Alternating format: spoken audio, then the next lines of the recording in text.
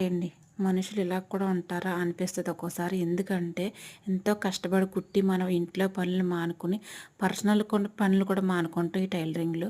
అర్జెంట్‌గా కుట్టేయండి అమౌంట్ ఇప్పుడే తెచ్చేస్తా ఉంటారు. తీరా కుట్టిన తర్వాత సగం అమౌంట్ పెట్టేసి ఇప్పుడే వస్తామంటారు. ఫోన్ చూస్తే ఎత్తరు. దానికి సమాధానం ఉండదు. రిప్లై ఉండదు. మనకున్న టెన్షన్ చాలు.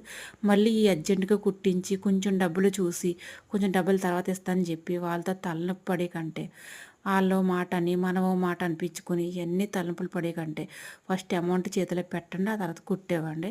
ఎందుకంటే టైలరింగ్ అంటే ఆషామాషీ పని కాదు. ఎంత కష్టమో అది టైలరింగ్ చేసేవాళ్ళకి తెలుస్తది. ఇలా ఇట్టొచ్చి అట్టుపట్టు చీరలాగా కుట్టేయండమ్మా ఇచ్చేస్తామంటారా? ఏంటో మరి ఆళ్ళకి ఎంత బాధొచ్చేద్దో మరి కుట్టేవాళ్ళకి అంతే బాధ ఉంటదని ఆలోచించాలి కదా!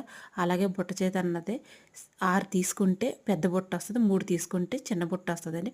ఫస్ట్ టైమ్ అయితే నా ఛానల్ చూస్తుంటే నా ఛానల్ కూడా సబ్స్క్రైబ్ చేసుకోండి.